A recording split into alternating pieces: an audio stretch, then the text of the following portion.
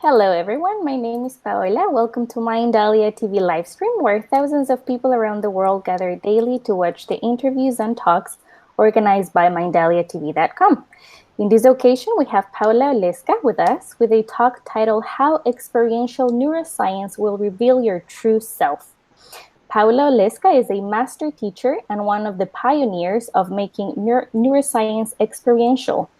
Through cutting-edge neuroscience and technology, Paula developed a passion for helping professionals bridge the gap between knowing what to do and doing it. Participants of her program were able to end their struggle with procrastination and get things done with ease. Paula's specialty is a unique way of creating emotional mastery through optimizing the emotional brain to work together with the behavioral brain and thinking brain. But right before we welcome our very special guest today, I would like to remind you all that if you would like to help the world through Mindalia, there are a few things that you can do. One of them would be to subscribe to our YouTube channel, Mindalia TV. Another one to give a like to this video or leave a positive comment down below. Please remember that with these actions, you're helping us reach even more people around the world who would benefit from the content that we share on our channel. To allow your interaction, remember also there's a chat on the side of your screen. You can always ask all the questions that you have to our guest, who will kindly answer them by the end of her lecture. It is time now to welcome Paula Oleska with her talk, How Experiential Neuroscience Will Reveal Your True Self.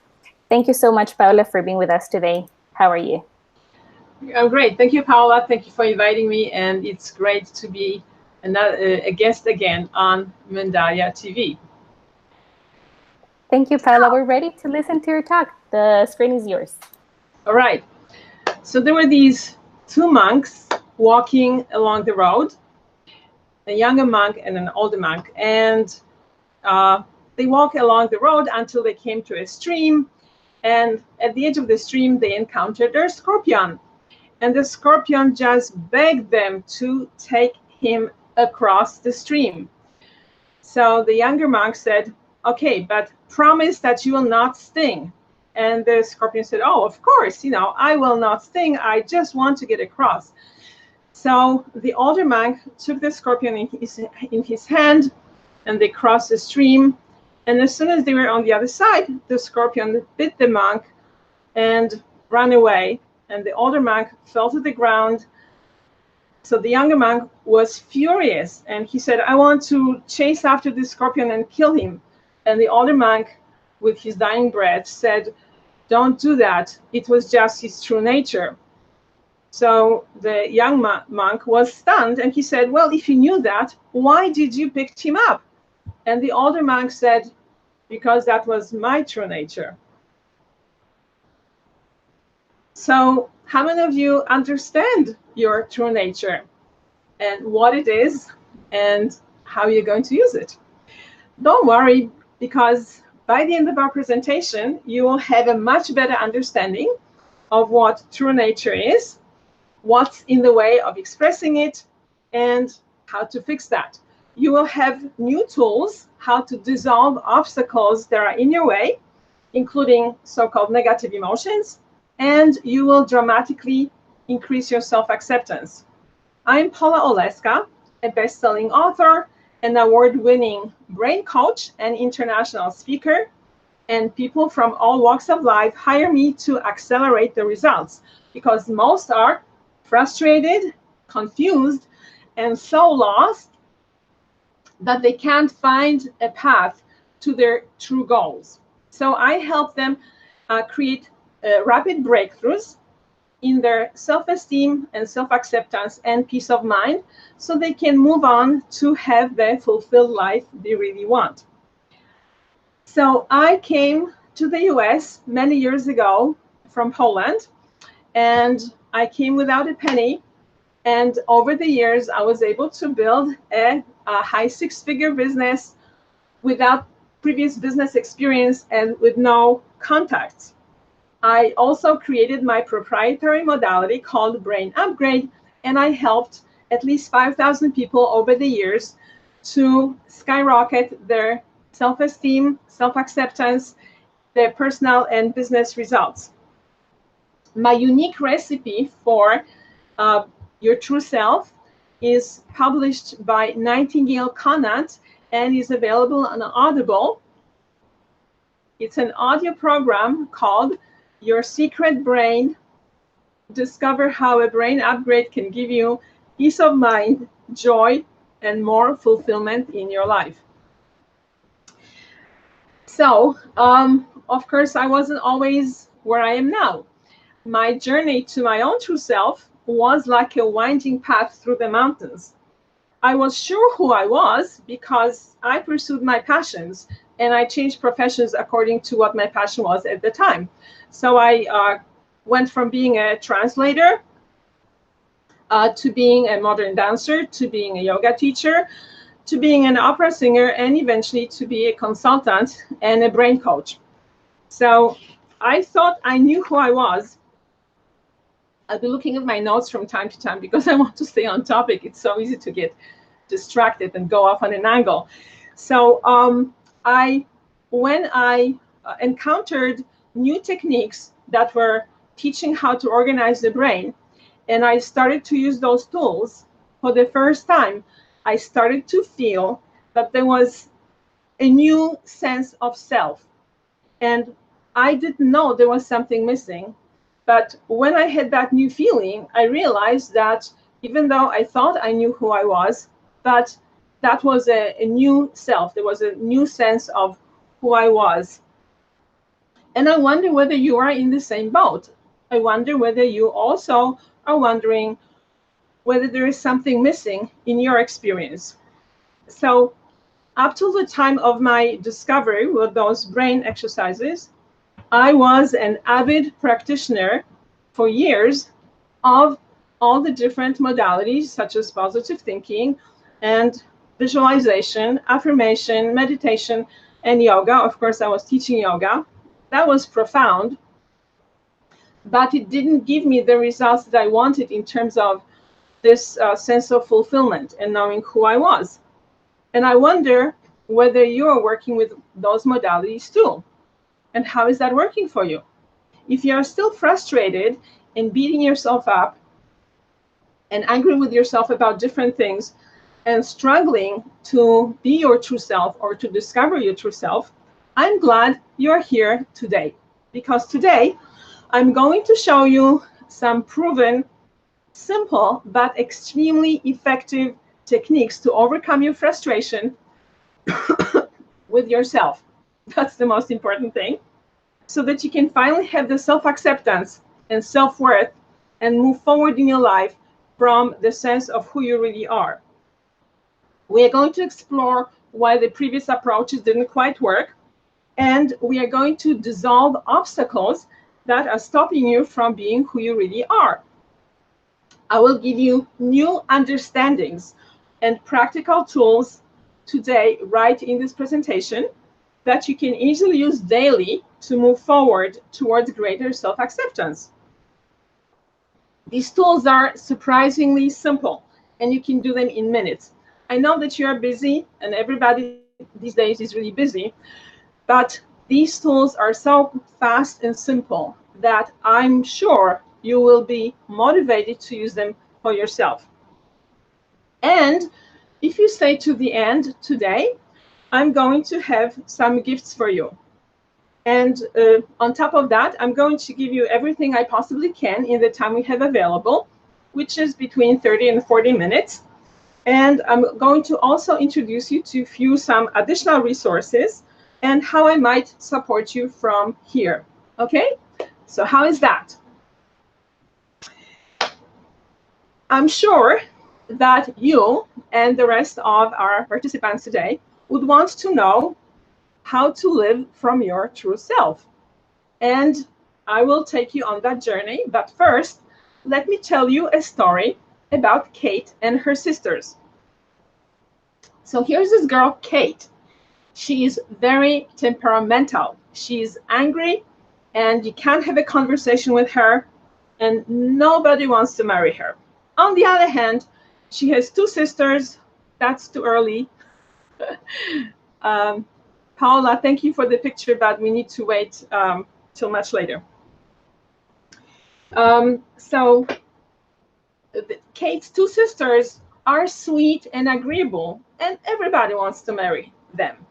So eventually, all three of them get married, and a year later, they have a reunion together with their husbands.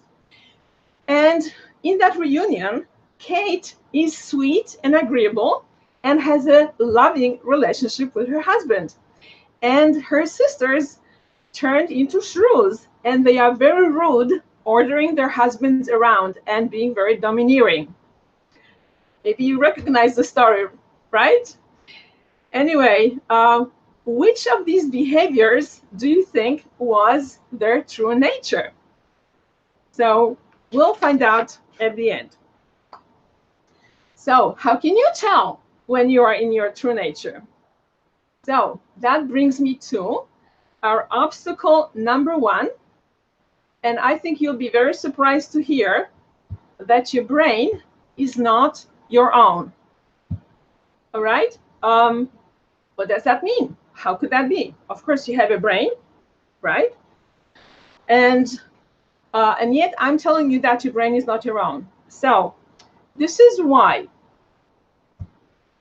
And I was going to have a picture, but it turned out that these pictures ended up being printed backwards. So I will send them to you at the end if you stay to the end of this presentation, and I'll send you all the pictures and handouts that we are going to need today. So you can just imagine, here's the left side of your brain, which is showing on the right side of your screen. So left brain is verbal, analytical, and likes to focus on details, but especially it's verbal and logical. So when you are born, you don't really have a left brain. You have a rudimentary structure for your left brain, which is going to develop later, but essentially you don't have the function. So what is the function of your left brain at that time? It's your parents and other grown-ups who are around you and giving you verbal input. And what is that verbal input? I think you may recall things that you heard when you were a child. So I think the research has shown that children hear about 7 to 9 negative messages to 1 positive one. So the verbal input at those early years is don't touch, don't move, don't be silly, don't be angry, don't be scared, don't. Be a good boy, be a good girl, behave yourself, keep your voice down, stop running, and all that stuff. And some even more shaming or abusive statements. So all these words are imprinting on your left brain. So when your left brain matures around the age of 8 and you start using it on your own, guess what words are already in there? You have internalized, or we call it imprinting. The words have imprinted on your left brain. So this is what you now say to yourself because you've internalized it. So therefore, you can see that your left brain is not your own. It has been possessed or occupied by the verbal input from other people. So what happens to your right brain? Your right brain is one of the main functions of the right brain is to govern emotions and be connected with the body. So let me tell you a story about what I have observed, what happens to the right brain. So when I teach a workshop and how to work with emotions, I often start with asking people who are fully functional grown-ups to list all the different things, negative things they heard in childhood. And these are the things that I just told you about, which you may also recall yourself, such as bad girl, bad boy, behave yourself, stop this, don't touch it, and you should be ashamed of yourself, I'll show you, and whatever else, so there's a long list of these words. Then I ask participants to pretend that they are carefree children and just play around the room. And after a minute or two of that play, I start reading those negative messages to them from the chart we created. And what is absolutely astonishing, within minutes, those fully adult professional people stop playing and very clearly separate into two groups, the fear paralyzed group and the anger polarized group. So the fear group, of course, is cowering in the corner. The anger group is starting to act out, throw things, say things back, and so their body language, their behavior matches where they are emotionally. So this is what happens to your right brain.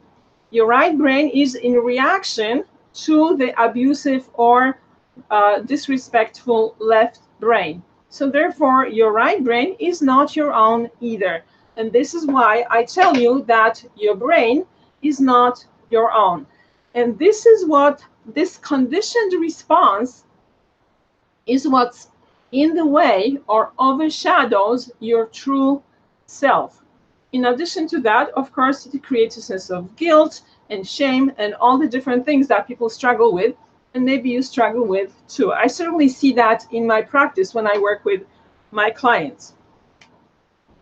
So the obstacle number one to being your true self is that your brain is not your own, because now when you're a grown-up, you continue to beat yourself up, and then you are also in reaction to that. So you're either scared or rebellious in different aspects.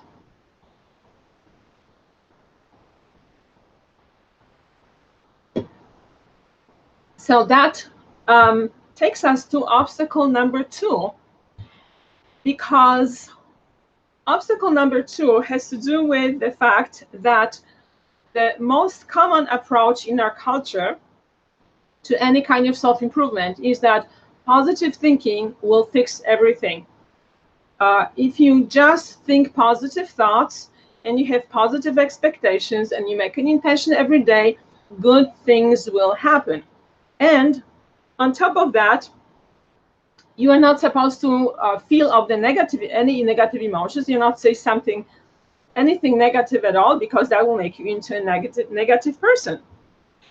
So just want to ask you, if you use affirmations or if you are trying to think positively, do you hear a little voice somewhere in the background that says, "Who are you kidding? This is not true." All right. Well, this voice is actually your real self. That will also get a little bit further with that. So let me tell you a story about positive thinking that happened to me and why I needed to move beyond it. So at the time when I was so avidly practicing positive thinking and all those other wonderful modalities, I was living in a small building where the building manager, for some reason, didn't like me and turned all the other tenants against me, and they were trying to get me out of the building through ways legal and not legal. But I was very positive. I was affirming positive outcomes. I was blessing them. I was forgiving them. I was blessing the situation and all these other things that we are supposed to do when we are in that state. Well, they did kick me out of the building eventually. And it took me many years to understand that instead of being so positive, I needed to acknowledge that those people were really scary. They were threatening me in many ways.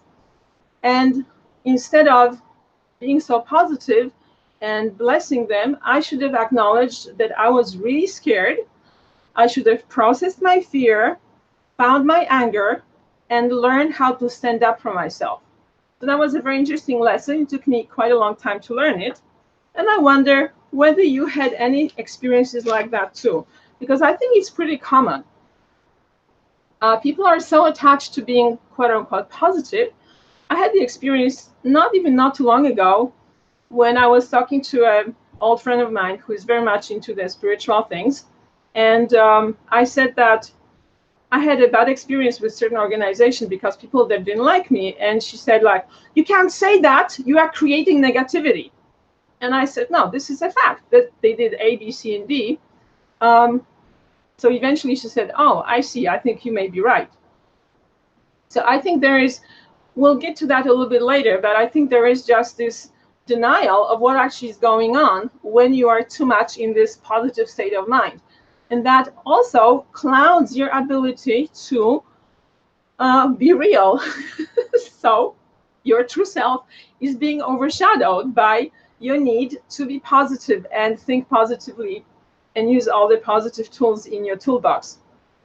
And I think what makes things even worse is that whenever these tools don't work for somebody, the experts say, guess what? I think you probably heard that. The experts say, well, you're not working hard enough. You're not doing it right. It's your fault because you should be doing it better, more often, and more whatever, right? It's your fault.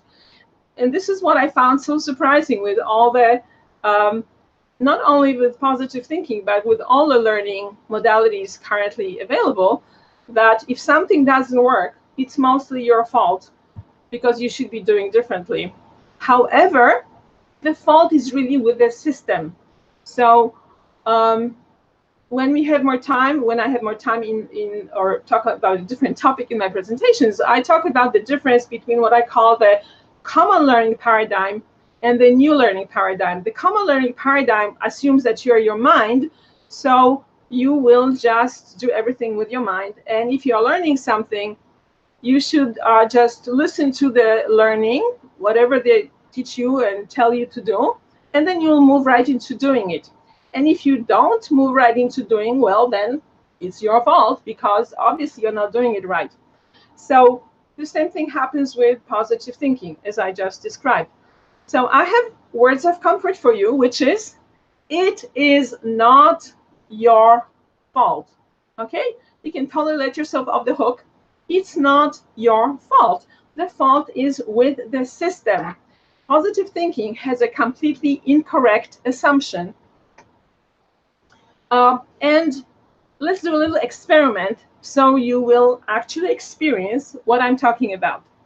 So think about a mildly stressful situation. Not very stressful, because I want to be able to move on in reasonable amount of time.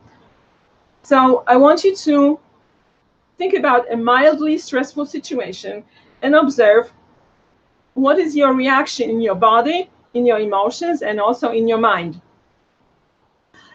So give yourself a few seconds to evaluate that. And now I'm going to give you a minute, or about a minute, to improve that with whatever positive techniques are in your repertoire. Okay? So whatever you know that you should be doing, try to get yourself out of that stressful reaction. And I will tell you when to stop. So go ahead and do it.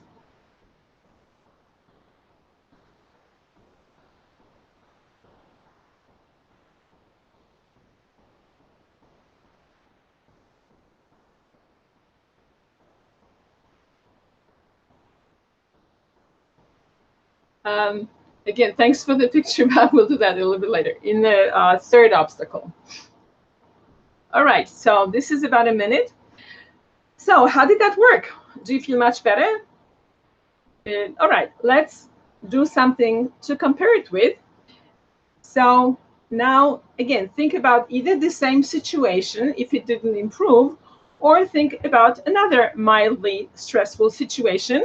But this time we are going to do a physical, very gentle physical experience called exercise called self-hug. And this is how you do it. You reach forward with your arms, turn your thumbs down, cross your wrists, interlace your fingers, and then bend your elbows and rest your hands on your chest. While you're doing that, you also need to cross your ankles, and that is called self-hug. And in addition to that, you can very gently place the tongue behind your upper teeth. And if you want, you can also close your eyes. And I'm also going to give you a minute of sitting in this position while you're processing your mildly stressful situation. And we'll see what happens.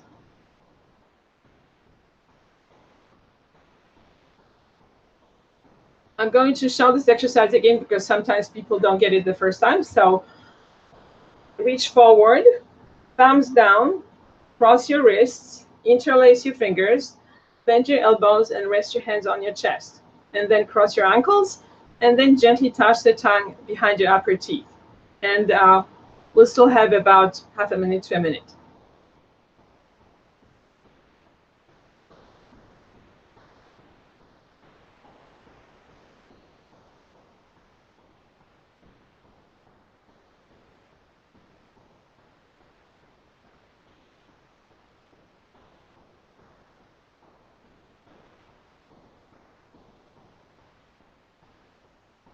Okay, that's about a minute. So you uncross your hands, touch your fingertips together, and rest them in your lap. Put your feet down on the floor, and we'll take just a few more seconds for you to finish this exercise. And you can, if you want, you can close your eyes for another moment, touch the tongue behind your upper teeth, and I'll tell you when to stop.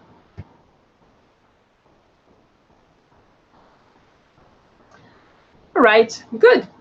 So this is again called self-hug, and when you do it on your own, of course you can take a lot more time, but we are, in the presentation when we need to move forward. So I just wanted to do a little experiment.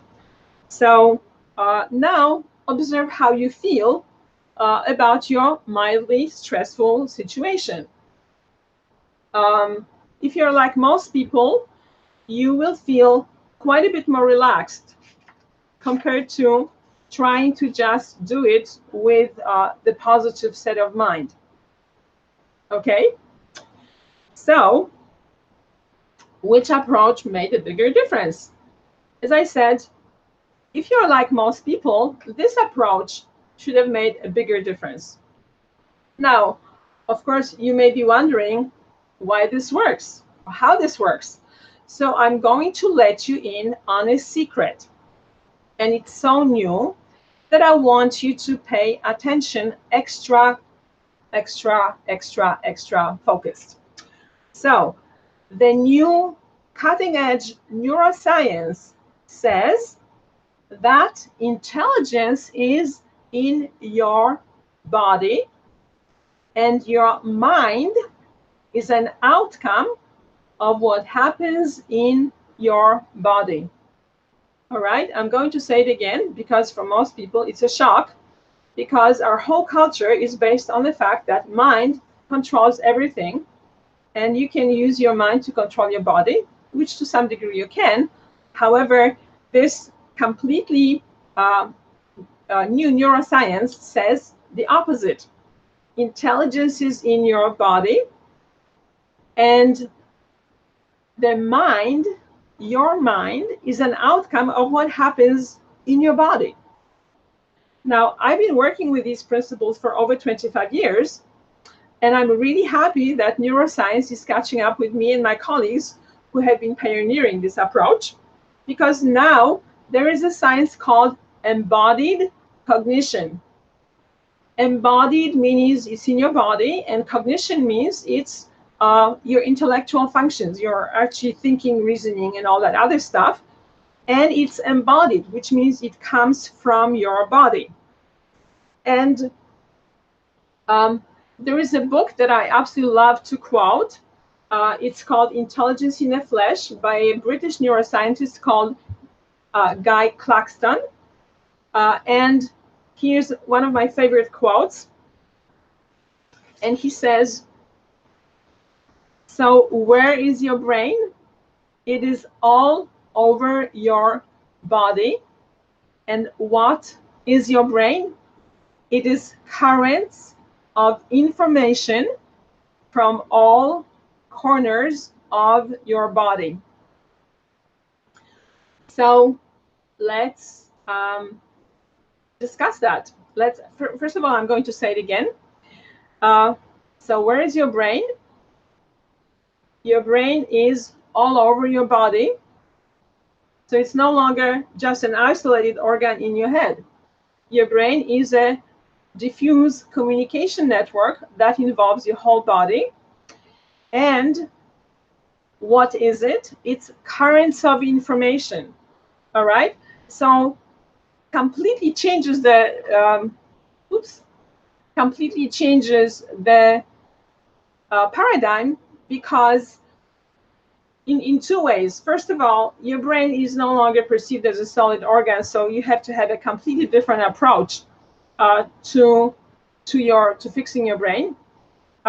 So if you are dealing, let's say, with a table and there is a missing piece or something is broken, you use a hammer and chisel or something and you fix it. But if you're dealing with a computer, most likely you're not going to use a hammer. It's much more subtle. There are these very tiny circuits that you don't even see, and it takes a specialist to figure it out. So this is the difference between dealing with your brain as a solid organ and dealing with your brain as an information network and currents of information from all corners of your body. So that completely changes how you need to operate, essentially. So as I mentioned to you before, I teach the transition from the common learning paradigm, when the mind predominates and everything is related to the mind and mind will control everything, to the new learning paradigm. The new learning paradigm, when you use your mind and body together, especially your body, because your mind depends on how your body functions. So in a new learning paradigm, if you want to use your mind, you need to engage your body, and not in just any way, but in very specific ways.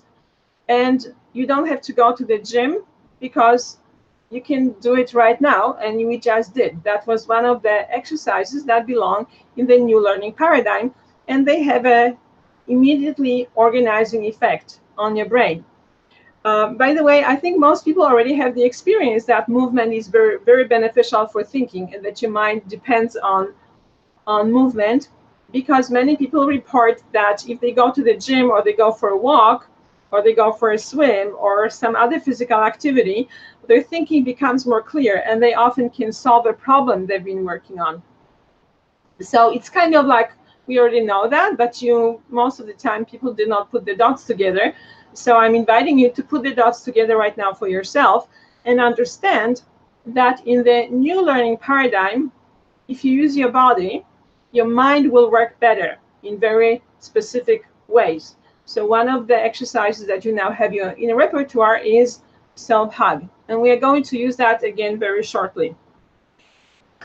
There is one more obstacle that's going to trip you up on your way to your self-acceptance and being your true self, and that is the misconception that there are positive and negative emotions. And what follows from that, if you feel negative emotions, then you are a negative person. And of course, then you don't want to feel the negative emotions, because, of course, who wants to be a negative person? I already told you about my experience with fear, which I didn't want to acknowledge at that time, because I wanted to be very, very, very positive. And you may have heard also very common sayings like, you're either in love or in fear. So many people don't want to acknowledge their fear, because of course then you will not be loving, and of course who wants not to be loving? So then you put this judgment on yourself that you can't feel fear. Well, I have some news for you, several pieces of news actually. One is that all emotions are positive. Okay, all of your emotions are positive, and actually the so-called negative emotions are even more positive than the positive emotions. All right, I'll keep you in suspense for a moment, because who would have thought that, right? Your negative emotions are actually more positive. So let's see, refer to my notes to remember what my next point was. I want to tell you about my research that I did to discover what's going on with emotions. So my research consisted of crying for months, because I really wanted to get to the bottom of what was upsetting me and why I was upset. And my main emotional expression was crying. So I cried and cried and cried and cried, but it was actually worth it, because eventually I discovered what is at the bottom of the so-called negative emotions. And it was so simple that I was convinced that everybody already knew that. But as it turns out, even now, hardly anybody knows it. So I'm going to share it with you. But before I share it with you, I'm going to give you another quote from my favorite author, Mr. Claxton, to help you understand that feelings are not a nuisance. So this is a very short quote. Feelings are not wayward and primitive. They are somatic events that embody your values and concerns. Okay?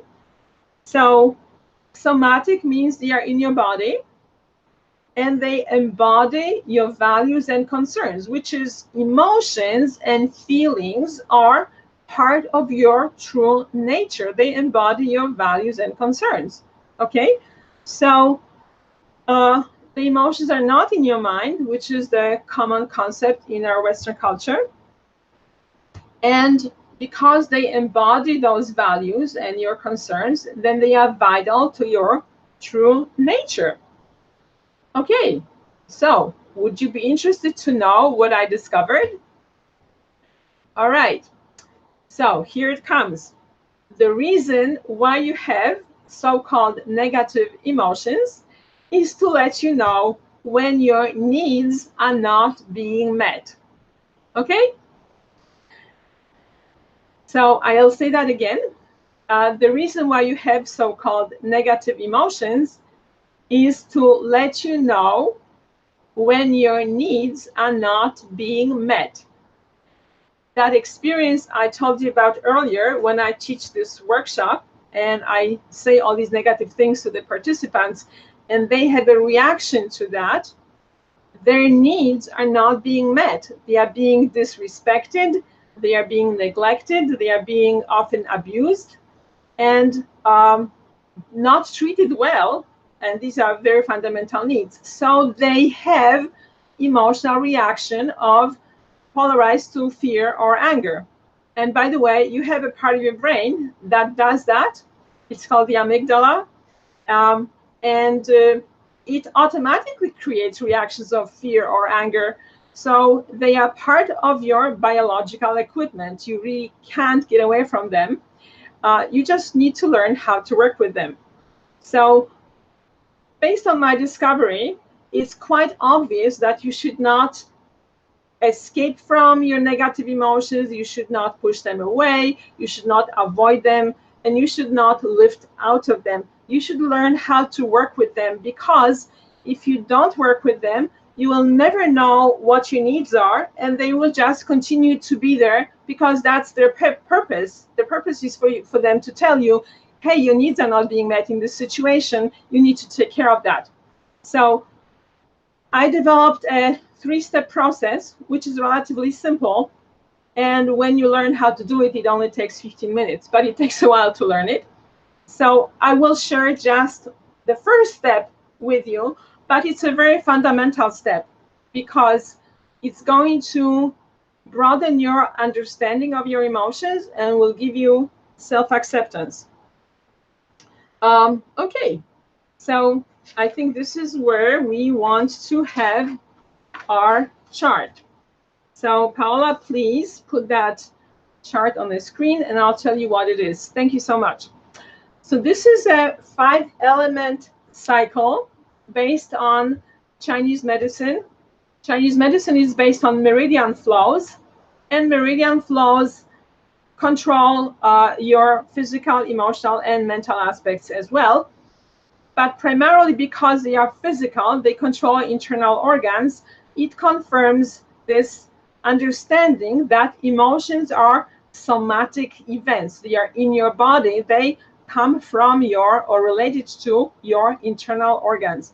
So if you don't use your emotions correctly, then you are going to be causing damage to your internal organs. All right? So it's not worth it. And what we are going to do with this cycle is we are going to use it for accepting your emotions. And I'm going to guide you through this. And while you do that, I want you to engage your body and do this self-hug exercise you had just learned. So let me show you again. Get into that position, and we are going to spend between 5 and 7 minutes going through this cycle. So reach forward with your arms, turn your thumbs down, cross your wrists and interlace your fingers, bend your elbows, rest your hands on your chest, and then also cross your ankles. You can lean back, you can even lie down, and you can keep your eyes open or closed, whatever works for you. And I'm going to give you instructions about what to do as we go through this cycle. Okay, so the first instruction is you quietly say to yourself, I now accept and express all of my emotions. And as you say that to yourself quietly, observe what is your internal reaction. So I'll give you a second to process that. Okay, now we are going to travel through the cycle, starting with element of joy. So theoretically, joy is a very positive emotion, and there should not be a problem with it. However, you can reflect for a moment how many judgments you heard about being joyful when you were a child.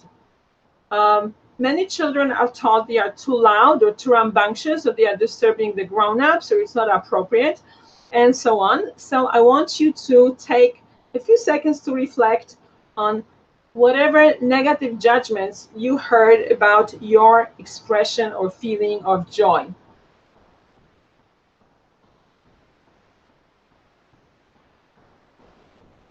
And now I want you to acknowledge to yourself that joy is a completely legitimate part of your emotional equipment. It doesn't bother really anyone, and you have a right to feel it. So I want you to say to yourself quietly or out loud if you prefer, I now accept and express my joy. Take a deep breath and slowly exhale. We're going to travel counterclockwise into the emotion of anger. So anger has really bad reputation. It's one of those negative emotions, and you're not supposed to feel it. So as I told you, anger is part of your biological equipment, and you just have it because anger lets you know when you are in danger. And anger often doesn't give you accurate information because you have a backlog of unexpressed and unprocessed anger. And we need to separate feeling anger from behavior. So feeling is inside of you. You can feel it. You can express it verbally to yourself, but you don't have to act on it. That's a misconception that makes many people scared about anger. So it's very important to separate feelings from action. And this is what we are going to be also achieving in this cycle. So take a moment to reflect on all the judgments that you heard and you felt yourself about anger. And then acknowledge that anger is just a legitimate part of your biological equipment, and you have a right to feel it.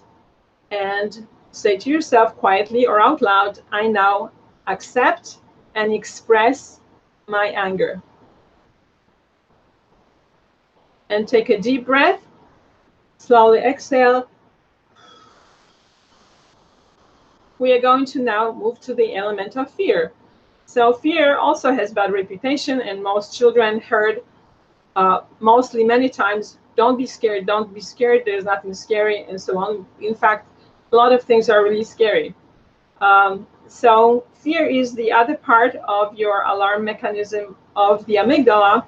So it's, again, biologically programmed into you. And fear, just like anger, gives you information when you're in danger. And just like anger, you get inappropriate signals because there is such a backlog of unprocessed fear that you often respond with fear to situations that may not be actually scary. But the path out of that is to start acknowledging and processing your fear, and then it will diminish, and then you will not be so scared. So Take a moment to reflect on all the judgments you have heard or felt about fear. Acknowledge to yourself that it's legitimate and you have a right to feel it, and say to yourself quietly or out loud, I now accept and express my fear. And take a deep breath and slowly exhale. And we are going to now move into elements of grief and regret. And again, these are legitimate emotions. You have a right to feel them. They may not have such a bad reputation as fear or anger, but they're still not encouraged. So to make it very brief, feeling grief and regret is a really good way to allow yourself to let go of things. Okay, so the more you actually grieve, the easier it is to let go. Okay, so again, take a moment to reflect on the judgments that you heard or felt about experiencing sadness, grief, and regret. And then acknowledge that they are legitimate feelings and you have a right to feel them. And take a deep breath and slowly exhale. And now we are going to go to the element of empathy and compassion. That should be easy, right? Because we are all encouraged to be more compassionate. However, compassion towards yourself is not really fully present for most people. So in this cycle, I invite you and encourage you to focus on compassion towards yourself. What does that look like?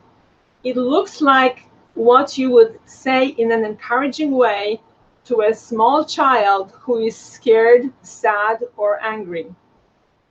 And I want you to turn internally towards the parts of you that you were just experiencing. And I want you to say to them quietly, it's okay. You have a right to feel that. I'm with you. I will help you deal with that. We'll solve it together. You are safe.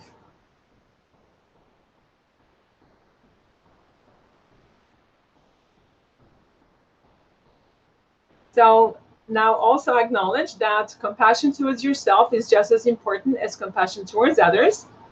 And quietly or out loud, say to yourself, I now accept and express my compassion towards myself. And take a deep breath. Slowly exhale. And we're going to now go back to joy. So pay attention to how joy feels now after you travel through the other emotions. And to complete the cycle, say to yourself quietly or out loud, I now accept and express all of my emotions and observe how that feels now compared to the first time. So it's time to complete your self-hug. Touch your fingertips together, uncross your feet, rest your hands in your lap, and take a moment to observe how differently you feel now compared to how you felt before we did this cycle. Most people at this point experience greater peace and calm and self-acceptance. Some people get very sleepy. Some people actually get more agitated because now they have to face their emotions. But I hope in your case, it actually goes towards feeling calmer and more accepting. So this is how you build your acceptance and you build your true nature, because all these emotions are part of your true nature. They have things to tell you, and the more you learn how to work with them, the easier it's going to be for you to be your true self.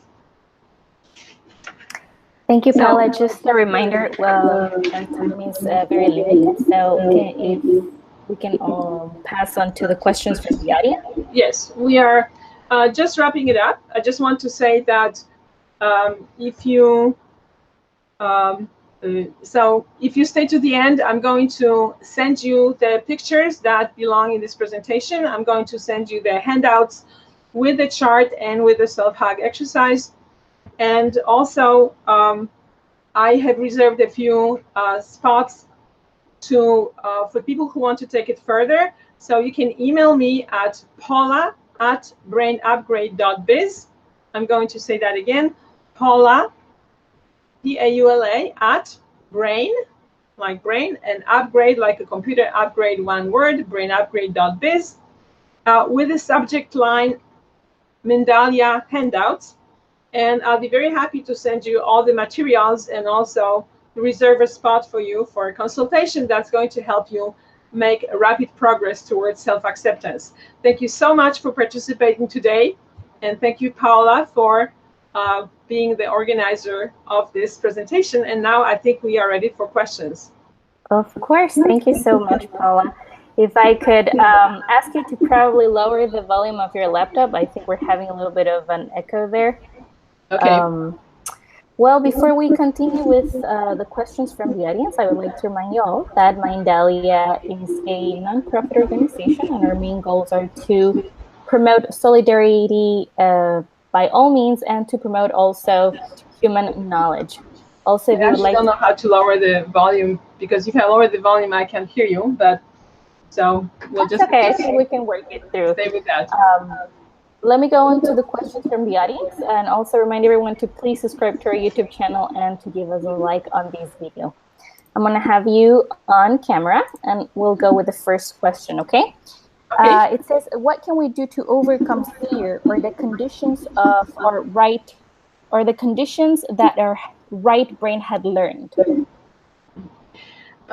So the first step is to do this acceptance of yourself when you feel fear. And so, of course, this exercise that I taught you, the self-hug, lowers the level of stress and it lowers the level of fear. So you need to do something like that to diminish your level of fear.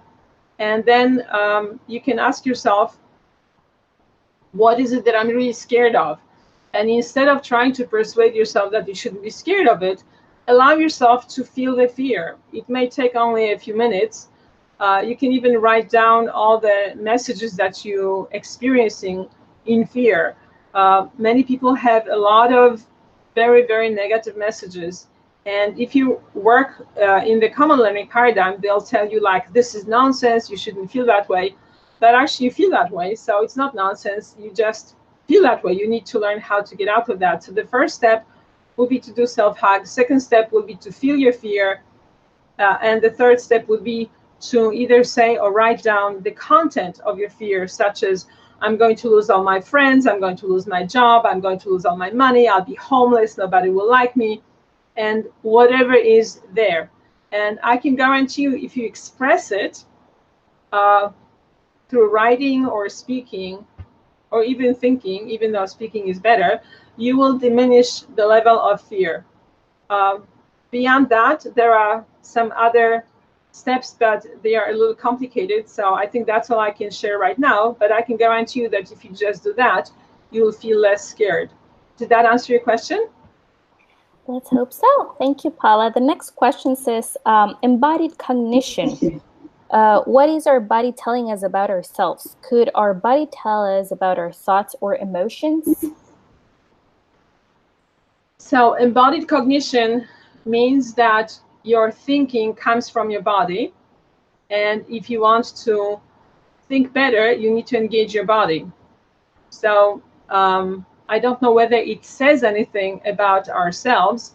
It just encourages you to be more embodied, to be more in your body, to feel your body, feel your feelings, and that will give you a much stronger foundation about how to go about your reality. I remember having a discussion about that with a woman who was my client, who was also a therapist, and we were talking about why there is such a powerful encouragement for people to deny their emotions. And she said, it's very simple, because emotions tell you what's really going on. And I guess some people don't want you to know that.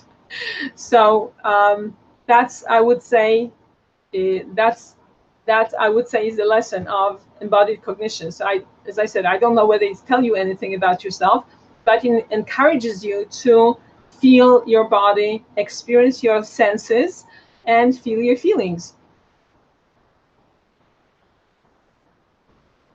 All right, we're moving on to the next question. It says, how can we cope or use the so-called negative emotions according to your discipline? Well, the first thing is what I described in the first question, which is you need to feel them. You need to give yourself permission to actually experience what they are. And I can only describe the process because I don't have time to teach you this, which of course I'll be happy to do if you contact me later. But once you feel your feelings and you also verbalize the content of your anger or fear or sadness, then the next thing is to ask yourself, is this emotion coming from my present age or an earlier age? And it mostly comes from an earlier age. And then you ask that younger self, what do you really need? What is scaring you? What is making you angry? And what do you need to feel better? And that younger self will probably tell you. I had a very clear and concise experience of that with one of my clients, because she said, I never know what I want. And I said, I can guarantee you, your younger self knows. So she picked a situation in her present life where she was upset or distressed about something, not being able to get something done. And I asked her to get in touch with where that was coming from. And she very quickly got in touch with the fact it was coming from a much younger age when she felt that nobody was paying attention to her. So I asked this younger self, what do you need? And she said, I need attention. So there it was. So I told this woman, well, see, you know what you need. You need attention. So she said, but how is that going to help me deal with this problem? And I said, that's the next question. I don't know yet, but at least you know what you want. So that's essentially how you deal with these negative emotions. You get to the needs, and then they are no longer negative because you fulfilled your need. I can just add that we have so many unfulfilled needs that it's a process. I've been using this process for years, and I still get upset about certain things, and I then process that myself, and I find out what the need is, and I have to take care of it. So I have much fewer needs that are not taken care of, but I still have them. So don't be discouraged if you find that you have taken care of a need and it shows up again in a different context. So how is that? Thank you, Paula. We have reached the last question of today, and it says, your negative emotions are a way to show you when your needs are not met. Does this mean that if we control our expectations, we will not suffer? That's a great question. I think it's a Buddhist question, but it's not about expectations on the current level. They are very fundamental needs, such as safety, security, acknowledgement, recognition. There are very, very early needs, and we have them from the moment we are born. So lowering your expectations in your current age may not help you because these emotions are in your body already, and you will just be able to, when you get upset because your expectation is not being met, you'll be able to trace the emotions to what was my expectation and what am I disappointed about. And as I said, mostly it's safety, security, respect, acknowledgement, being seen, being heard, being understood, and things like that. So it's not that difficult, and you can try to do it on your own. And of course, you can contact me for further learning. So thank you so much for staying to the very end. Thank you so much for your very enlightened questions. And again, if you email me at paula@brainupgrade.biz, I'm going to send you the handouts from today and answer any more questions you may have. Thank you so much, Paula, for sharing all this information